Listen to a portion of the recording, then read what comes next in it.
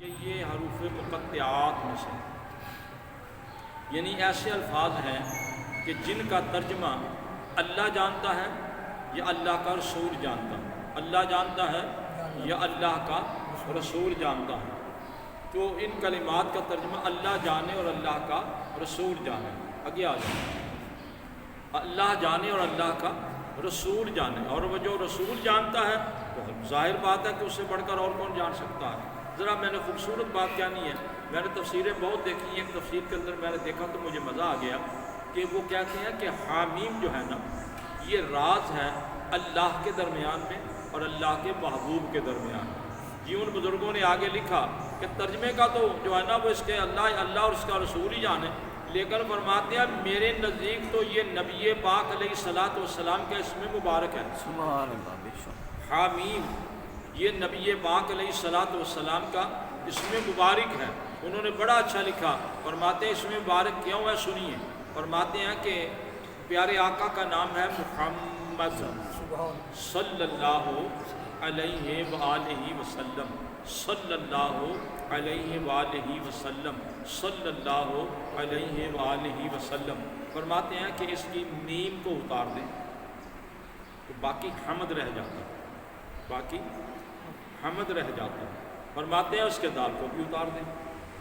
تو باقی حامیم رہ جاتا ہے، باقی حامیم رہ جاتا ہے۔ تو یہ حامیم کیا ہے؟ یہ قرآن کا لفظ ہے، یہ قرآن پاک کی سورہ دخان کا جو ہے نا یہ پہلا حرف ہے، حامیم والکتاب المبین، حامیم والکتاب المبین۔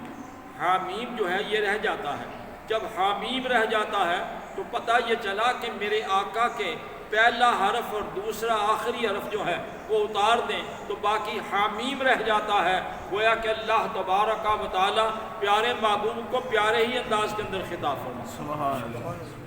پیارے محبوب کو پیارے ہی انداز کے اندر خطاب فرماتا ہے۔ تو حامیم جو ہے یہ پیارے نبی پاک علیہ الصلوۃ والسلام کا نام مبارک بن جاتا ہے۔ اندازہ تو لگائیے پیارے کا نام اتنا پیارا ہے، اگر یہ پورا نام ہو محمد صلی اللہ علیہ وسلم تو اس کا معنی یہ ہے الذی یحمد حمدا بعد حمد، وہ اس مبارک والا وہ شخص ہے کہ جس کی تعریف ہر لحظہ، ہر آن، ہر وقت اور ہر لمحہ کی جائے۔ اور نبی پاک علیہ السلام کی ذات مقدس وہ ہے کہ جب سے پیدا ہوئے ہیں اس وقت سے لے کر آج تک کوئی دنیا کے اندر سورج اور چاند کے نظام میں ایک لمحہ ایسا نہیں جب میرے آقا پہ درود و سلام نہیں پڑھا جاتا، میرے آقا کی تعریف نہیں ہو رہی، سب کچھ ہو رہا ہے میرے آقا صلی اللہ علیہ وسلم کا۔ اس کی وجہ یہ ہے کہ اللہ تبارک و تعالیٰ کی تعریف پیارے مصطفیٰ نے کی، تو اللہ تبارک و تعالیٰ نے ان کا چرچا زمانے میں کر دیا، یہ زمانے میں چرچا کر دیا۔ اس کا فرمان ہے کہ فاذکرونی اذکرکم، تم میرا ذکر کرو، میری یاد کرو، میرا نام جپو، میرا نام پکارو، اذکرکم تو میں تمہاری شان بڑھا دوں گا، میں تمہارا چرچا کر دوں گا، میں تمہارے نام کو اونچا کر دوں گا، اور تمہارا نام جو اب مٹنے والا نہیں ہوگا۔ تم کرو دنیا والوں جن لوگوں نے اللہ کی یاد میں اپنے آپ کو لگایا ہے، نتیجہ یہ نکلا کہ وہ کائنات میں پوشیدہ نہیں ہوئے۔ مرنے کے بعد بھی انہی کا ذکر ہے، مرنے کے بعد بھی انہی کا ذکر ہے۔ اپنے ہند و پاکستان کا اندازہ لگا لیں، یہ دادا گنج بخش کون ہیں؟ اللہ کا ذکر کرنے والے۔ یہ بابا فرید شکر گنج کون ہیں؟ اللہ کا ذکر کرنے والے۔ یہ علی پور والے کون ہیں؟ اللہ کا ذکر کرنے والے۔ یہ چورا شی والے کون ہیں؟ اللہ کا ذکر کرنے والے۔ جب وہ اللہ کا ذکر کرنے والے ہیں تو پھر اللہ کا نام جو ہے وہ بلند تو ہوگا، وہ بلند دونوں نے کیا۔ تو اللہ نے کہا کہ فنا کے مقام پر زمین کے اوپر تم نے میرا ذکر کیا، مجھ سے غافل نہیں رہے۔ اب مرنے کے بعد پھر میرا کمال ہے کہ مرنے کے بعد تمہیں پھر میں زندہ رکھوں گا۔ اب اندازہ تو لگائیے، وہ زمین کے نیچے چلے گئے لیکن زمین کے اوپر انہی کا تذکرہ، زمین کے اوپر انہی کا تذکرہ ہے۔ اور کسی نے خوبصورت کہا تھا کہ مرنا انہی کا مرنا، جینا انہی کا جینا، کس بانک پن سے مرنا، کس بانک پن سے جینا۔ جی مرنا انہی کا مرنا، جینا انہی کا جینا، کس بانک پن سے مرنا، کس بانک پن سے جینا، یہ تو قدرت کاملہ کا اپنا نظام ہے کہ وہ کسی کے نام کو جو ہے وہ پوشیدہ رہنے دیتا ہی نہیں، لیکن شرط یہ ہے کہ وہ نام لینے والا جو ہے اس کے اندر ریا نہ ہو، ریا نہ ہو، دکھاوا نہ ہو، خالصتاً اللہ کا نام ہے، خالصتاً اللہ کا نام ہے۔ فرمایا کہ اِنَّا كُنَّا مُنذِرِينَ، ہم ہیں ڈرانے والے، ہم ہیں ڈرانے والے۔ اور فرمایا کہ اِنَّا أَنزَلْنَا فِي لَيْلَةٍ مُبَارَكَةٍ إِنَّا كُنَّا مُنذِرِينَ، بے شک ہم نے ہی اس قرآن کو نازل کیا ہے برکت والی رات۔ یہ برکت والی رات کون ہے؟ صاحب روح البیان کہتے ہیں اس سے مراد یہ 14-15 کی درمیانی رات شب برات ہے جی۔ بعض علماء کا یہ کہنا ہے کہ اس سے مراد ماہ رمضان کی وہ رات ہے جس میں قرآن نازل ہوا۔ ایک بات ذرا توجہ رکھ لیں کہ یقینی جو معلومات ہیں وہ کسی بھی مفسر کے پاس نہیں کہ یہ 27 کو نازل ہوا، 23 کو نازل ہوا، 25 کو نازل ہوا، 21 کو نازل ہوا، کس تاریخ کو نازل ہوا، یقینی کسی کے پاس نہیں ہے۔ ہر ایک نے اپنی اپنی تحقیق بیان کی، ہر ایک نے اپنی اپنی تحقیق بیان کی ہے۔ 27 ہمارے عمومی طور پہ جو ہے ماہ رمضان کے لیے جاتی ہے، لیکن اس پر بھی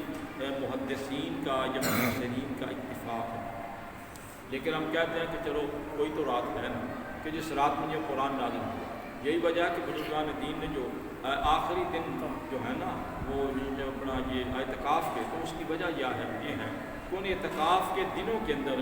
تم اللہ تبارک و تعالیٰ کی اس ساتھ کو حاصل کرو جس ساتھ میں قرآن پاک نازل ہوا جی۔ تو معلوم ہوا نا کہ اس میں اختلاف ہے، پر ہم اس بات کی طرف نہیں جاتے ہیں۔ یہ شب برات کی رات جو ہے نا اس کے بارے میں بھی ہمارے علماء یہ کہتے ہیں کہ اس رات میں اللہ تعالیٰ نے آسمان دنیا پر اس کو نازل کیا اور وہاں سے پھر وقتاً فوقتاً پیارے نبی پاک علیہ السلام پر جو ہے نا وہ نازل ہوتا رہا، اللہ کے حکم سے جبریل لے کر کے آتے ہیں جی۔ اور یہ برکت والی رات جو ہے نا یہ 14 اور 15 کے درمیانی رات ہمارے بزرگوں نے اس رات کو زندہ رکھنا، عبادت کرنا، نوافل پڑھنا، ذکر و اذکار کرنا، اس کو پسندیدہ قرار دیا، اور 15 تاریخ کا روزہ رکھنا اس کو پسندیدہ قرار دیا ہے۔ اور وہ حدیث کا حوالہ بھی ارشاد فرماتے ہیں، حدیث کا حوالہ بھی ارشاد فرماتے ہیں، اور رات کا جاگرہ بھی ارشاد فرماتے ہیں۔ پیارے نبی پاک علیہ السلام کا طریقہ مبارکہ ملتا ہے کہ آپ صلی اللہ علیہ وآلہ وسلم آپ اس رات کو ایک دفعہ سیدہ ام المؤمنین عائشہ صدیقہ کے ہاں تشریف فرما تھے۔ اچانک آپ رات کو اٹھے اور آپ قبرستان تشریف لے گئے، یعنی جنت البقیع میں تشریف لے گئے۔ حضرت عائشہ صدیقہ کو جب نیند سے بیدار ہوئی تو دیکھا حضور جلوہ فروز نہیں ہے، تو وہ تلاش میں نکل پڑی، تو وہ بھی قبرستان میں پہنچ گئی۔ پیارے نبی پاک علیہ السلام قبرستان سے واپس آ رہے تھے تو آپ سے ملاقات، تو آپ نے فرمایا عائشہ کیوں پریشان ہو گئی؟ کیا تجھے یہ خیال تھا کہ پیارے آقا مولا صلی اللہ علیہ وسلم تیرا خامد جو ہے یہ تم سے جو ہے وہ کیا کہتے ہیں کہ دھوکہ دے گا یا تجھے جو ہے نا وہ پریشان کرے گا؟ نہیں، میں تو اللہ کی رضا کے لیے آ گیا تاکہ اس قبرستان کے اہل ایمان کے لیے میں بخشش کی دعا مانگوں۔ البتہ ایک بات ضرور ہے مجھے کہنے کی اجازت دو، جو آج ہم کر رہے ہیں یہ کوئی سنت نہیں، جو کچھ آج ہم کر رہے ہیں یہ کوئی سنت نہیں۔ راتوں کو یہ شکر ہے خدا کا کہ ساتھ پٹاخے نہیں چلے جی، رات کو نہیں مجھے پتا کہ رات کو کیا ہوگا ہمارے ساتھ، لیکن یہ جو شرمیاں پٹاخے اور یہ ہوائیاں اور یہ غلط کام جو ہے نا اس کا سنت سے کوئی تعلق ہی نہیں، سنت کے ساتھ اس کا کوئی تعلق نہیں، بلکہ اسلام کے ساتھ بھی اس کا کوئی تعلق نہیں، کوئی قرآن اور حدیث کے ساتھ بھی اس کا کوئی تعلق نہیں۔ اور یہ جو آپ پتنگے وغیرہ چڑھاتے ہیں یا گڈیاں چڑھاتے ہیں یہ بھی کافروں کی ایک کیا کہتے ہیں کہ سلسلہ ہے، مسلمانوں کا تو اس کے ساتھ کوئی تعلق۔ اور مسلمان کا تو تعلق یہ ہے کہ جب اسے غم آئے تو نماز جنازہ پڑھے، جب اسے خوشی آئے تو عید کی نماز پڑھے، یہ تو اللہ کی بارگاہ میں آئے اور اللہ کی بارگاہ میں آ کر کے جھکے، لیکن جو لوگ اللہ کی بارگاہ میں نہیں جھکتے اور اپنی مرضی سے اپنے گویا کے چرنیاں پٹاخوں کے چکر چلا لیتے ہیں، وہ یقین فرمائیے کہ اللہ کو ناراض کرتے ہیں، اللہ کو راضی نہیں کرتے، نہ اس کے معبود کو راضی کرتے ہیں۔ میرے نزدیک شب برات کی رات کو یہ جو لوگ پتیاں لگاتے ہیں نا، یہ بھی جائز، کیوں؟ اس لیے کہ یہ رات تو اپنے گناہوں کی معافی مانگنے کی، یہ تو توبہ اللہ کے لیے، استغفار کے لیے ہے، تو استغفار کے اندر اتنے شور شرابے کرنے کی کیا ضرورت ہے؟ وہ تو آرام کے ساتھ کرو۔ صحابہ کرام رضوان اللہ تعالیٰ علیہم اجمعین ساری رات جاگتے تھے،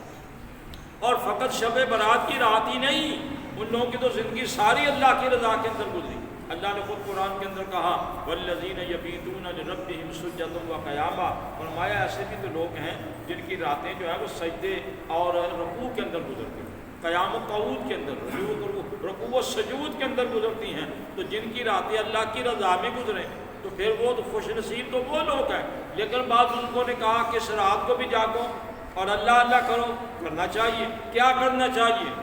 نوافل پڑھیں، لیکن یہ بات ذہن میں رکھیں کہ کوئی نفل جو ہے نا وہ مسنون نہیں، لیکن نوافل پڑھنے میں کوئی حرج نہیں، کیونکہ رات ہے کس بات کے لیے؟ رات تو اس لیے ہے کہ رات کو جا کر کے اللہ کی عبادت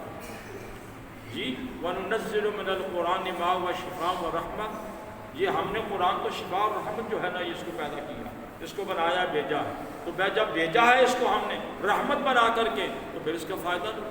تو فائدہ کیا لوگے؟ فائدہ یہ لو کہ رات کو اللہ کی عبادت کرو، رات کو اللہ تبارک و تعالیٰ کی عبادت کرو، اور جب عبادت کرو گے تو باتیں بن جائیں گی۔ یہ قبرستان میں جانا اس روایت کے لحاظ سے مسنون ہے، لیکن جیسے ہم جاتے ہیں نا ٹولیوں کے حساب سے، میرے نزدیک کوئی سنت نہیں ہے۔ تو ویسے خوشطبی والی بات ہے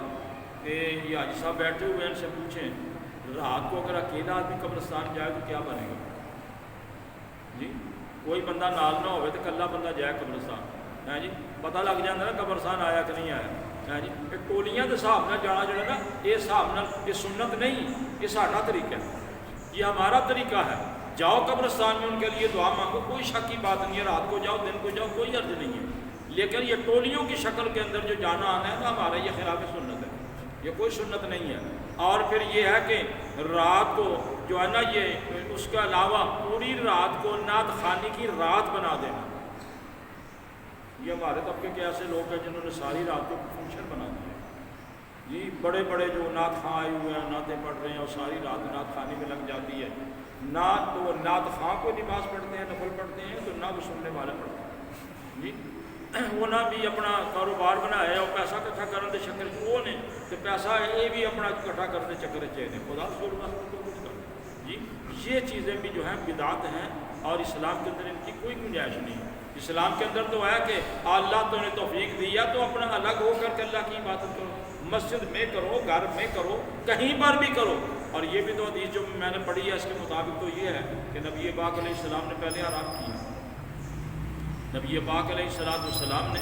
پہلے آرام فرمایا، آرام فرما کر اٹھ کر کے آپ قبرستان گئے جی، تو رات کا سونا بھی نبی کی سنت ہے، رات کا سونا بھی نبی کی سنت ہے، اور ساری رات کا جاگنا میرے نزدیک کوئی سنت نہیں ہے جی۔ لیکن یہ اگر شک ہے کہ یار جو رات تھوڑا جہا لیٹ گیا تو ٹھوکا لگا تو ساری رات نے سوتے رہی تو پھر جاگتے ہیں، اگر اٹھ کے تھی اللہ کی بات کر دو تو کرو، لیکن ایک رات واسطے نہیں، ساری زندگی واسطے کرو۔ حضرت شیخ سعدی رحمۃ اللہ علیہ فرماتے ہیں نا، اے خواجہ چے کرسی شب قدر نشانی، ہما شب قدر است اگر قدر بدانی، اے خواجہ کی پوچھنا ہے شب قدر دی نشانی کی ہے، ہر رات ہی قدر دی رات ہے جے تو دی قدر کریں، جے قدر کریں تو پھر ہر رات ہی قدر دی رات ہے، جے نہ کریں تو 27ویں بھی انجی لنگ جائے، تو 15ویں بھی انجی لنگ جائے، تو 14ویں بھی انجی لنگ جائے، پھر تو کوئی کہانی نہ ہوئی۔ تو اس رات کو استغفار کریں، تسبیح و تحلیل کریں، نوافل پڑھیں، اور میرے نزدیک تو ہے کہ نماز تسبیح میں کوئی اختلاف نہیں، نماز تسبیح پڑھیں۔ اور یہ جو روایات میں آتا ہے کہ یہ 4 رکعت پڑھیں جس کے اندر 27 مرتبہ کل شریف پڑھیں، پڑھنے کوئی حرج نہیں، اور یہ آتا ہے کہ 15 دفعہ پڑھیں، کوئی حرج نہیں، یہ آتا ہے کہ 11 دفعہ پڑھیں، کوئی حرج نہیں ہے، اور وہ جو 11 دفعے پڑھیں تو بھی کوئی حرج نہیں ہے، پڑھ لیں جی، پڑھنا تو چاہیے نا، اللہ کی عبادت کرنی چاہیے۔ جب اللہ تبارک و تعالیٰ کی عبادت آپ کریں گے تو بات تو بن جائے گی، بات جب بن جائے گی تو پھر سارے معاملے جو ہیں وہ ٹھیک ہو جائیں گے۔ اللہ تبارک و تعالیٰ جو ہے وہ تو ہر ایک کی بات کو قبول فرمانے والا ہے، اور ایسا قبول کرتا ہے کہ اس سے تو وہ تو چاہتا ہے کہ رحمت خداوندی بہانہ بھی جویت، بہانہ بھی جویت، اللہ کی رحمت کو بخشنے کے لیے بہانہ تلاش کرتی ہے کہ بندہ بہانہ کرے تو صحیح میری بات کا اجتماع میں بھی ادھر کو گل کروں۔ ایک روایت میں نے پڑھی وہ بیان کرتے ختم کر دیتا ہوں، وقت ہو گیا۔ نبی پاک علیہ الصلوۃ والسلام نے فرمایا کہ ایک آدمی وہ